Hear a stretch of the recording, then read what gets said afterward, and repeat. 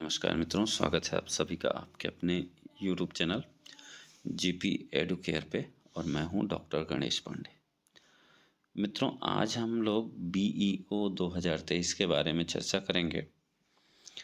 कितनी पोस्ट आने वाली है, क्या स्ट्रेटजी होती है, क्या सिलेबस होता है, और पिछली बार जब BEO की जो वैकेंसी आई थी उसमें मैंने दिया हुआ था प्री मेरा किस तरह से मैंने निकाला था, उसकी भी स्ट्रेटजी मैं शेयर करूंगा।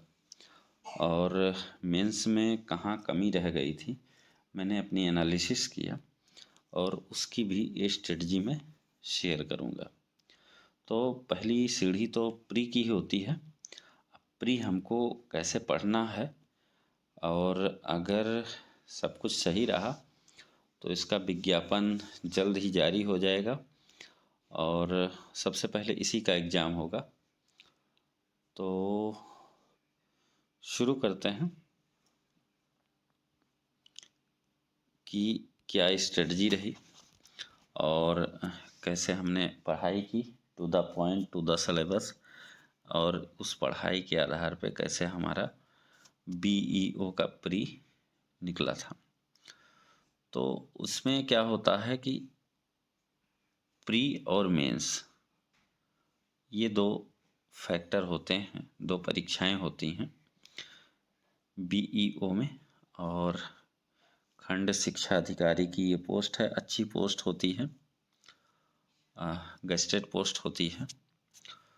तो पिछली बार मैंने मेंस लिखा था लेकिन मेरा रह गया, नहीं हो पाया फाइनल। देखिए, इसमें जो होते हैं GS के 120 प्रश्न होते हैं। कुल अंकों की संख्या और कुल अंक इसमें 300 होते हैं। मतलब जो है ये 2.5 अंक का एक प्रश्न होगा इसमें। सिलेबस क्या है इसकी चर्चा करेंगे। सिलेबस ये है कि सामान्य अध्ययन विज्ञान है, भारतीय इतिहास, भारतीय राष्ट्रीय आंदोलन, भारतीय राज्य तंत्र यानी कि पॉलिटी, अर्थव्यवस्था और संस्कृति, कृषि, वाणिज्य, व्यापार, जनसंख्या, नगरीकरण, पर्यावरण, भूगोल, भारत और विश्व, और संसाधन। ठीक है। करंट अफेयर्स, राष्ट्रीय और अंतर्राष्ट्रीय, सामान्य बौद्धिक और तार्किक क्षमता, यूपी में शिक्षा, संस्कृति, कृषि, उद्योग, व्यापार, रहन सहन, समाज, और गणित। ये तो प्री के टॉपिक हो गए। अब अगर मेंस की बात करें तो मेंस में GS के 200 अंकों का प्रश्न आता है और हिंदी का 200, जिसमें GS में 125 शब्दों के 10 प्रश्न होते हैं। प्रत्येक सवाल जो है 10 अंक के। दूसरा 50 शब्द के 10 प्रश्न, प्रत्येक सवाल 6 अंक के। और तीसरा खंड होता है 20 प्रश्न होते हैं 25 शब्द के, प्रत्येक सवाल 2 अंक के। और हिंदी की बात करें तो हिंदी 200 अंकों में होता है। 100 में परंपरागत हिंदी होती है और 100 में निबंध होते हैं, 2 निबंध लिखने होते हैं। अब हम लोग देख लेते हैं कि प्री में हमने क्या किस स्ट्रेटजी का पालन किया था और कमी कहाँ रह गई थी। प्री में तो हमारा हो गया था, मेंस में कहाँ कमी रह गई थी उस पर भी हम लोग चर्चा करेंगे।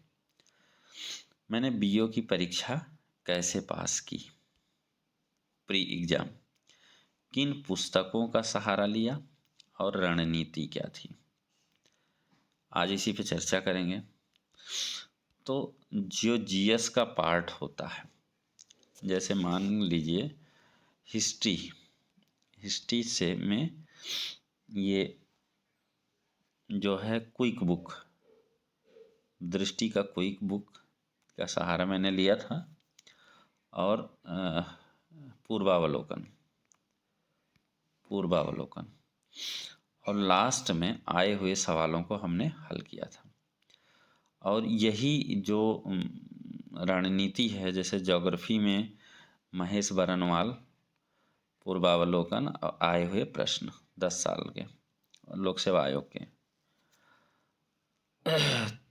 ज्योग्राफी हिस्ट्री हो गया, पॉलिटी का भी ऐसे ही था। पॉलिटी हमने किया था क्विक बुक से ही किया था, क्विक बुक प्लस पूर्वावलोकन, क्विक बुक प्लस पूर्वावलोकन, हिस्ट्री ज्योग्राफी पॉलिटी। साइंस तो हमने जो है क्विक बुक से किया था, और क्विक बुक नहीं भी पढ़ेंगे तो पूर्वावलोकन पढ़ लेंगे तो उससे साइंस का काम हो जाएगा। और करंट के लिए हमने जो फॉलो किया था वो पीडी मंथली प्रतियोगिता दर्पण, उसको मैंने नोट्स बना लिया था मंथली वाइज, और उसी को मैं बार बार दोहराता था, और वो हमारे नोट्स जो है एकदम बिल्कुल रट गए थे। मैं स्ट्रेटजी इस तरह से बनाता था, करंट में जो समस्या होती है, करंट की वजह से 30 से 35 सवाल पीसीएस में आते हैं, तो 20-25 सवाल इसमें भी रहते हैं। तो हमने करंट के लिए दर्पण मंथली मैगजीन, उसको बाकायदे नोट्स बना करके 10-10 पेज में, और 6-7-8 महीने का करंट मैंने उसी में बना लिया था, और पर डे 15 दिन की करंट रिवाइज करता था। तो मेरे जब तक एग्ज़ाम होने वाले थे, अगस्त में एग्ज़ाम हुए थे, और तैयारी हमने इधर फरवरी से शुरू किया हुआ था, तो कुल मिला के 5-6 बार से ज़्यादा हमने करंट रिवाइज कर लिया था। तो करंट से जो भी सवाल थे तो अच्छे थे, हो गए थे। दूसरी चीज़, पर्यावरण के टॉपिक भी पूर्वावलोकन से कर लेते थे। अगर गणित जिनको नहीं आती है, सपोज करिए गणित जिनको नहीं आती है, तो केवल जो है नॉर्मल जैसे अंक गणित 10th क्लास तक देखेंगे। अंक गणित में क्या क्या रहेगा, औसत लिख लेंगे, और परसेंटेज, लाभ हानि, और जो है पहला क्या है, संख्या पद्धति, ये सारी चीज़ें कर लेंगे। उसमें भी जो है रीजनिंग में भी नॉर्मल रीजनिंग ही पूछी जाती है, बहुत नहीं पूछी जाती है, तो उसको भी मैंने नॉर्मल से जो है किताबों से पढ़ा था। तो ये तो रहा प्री का।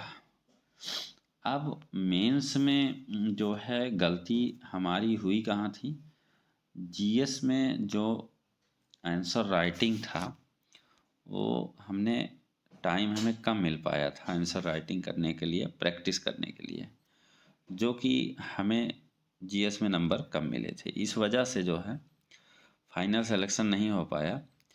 लेकिन अब इसी आधार पे इस बार की रणनीति तैयार करनी होगी, अभी से ही जो बुलेट पॉइंट होते हैं उनको अभी से ही तैयार करते चलना है, और जो की पॉइंट होते हैं, जैसे जो 25 शब्दों वाले सवाल हैं या 50 शब्दों वाले सवाल हैं, इन छोटे छोटे प्रश्नों को जो है लगातार हल करते रहना है, उनका प्रैक्टिस करते रहना है, तब जा कर के सफलता मिलेगी।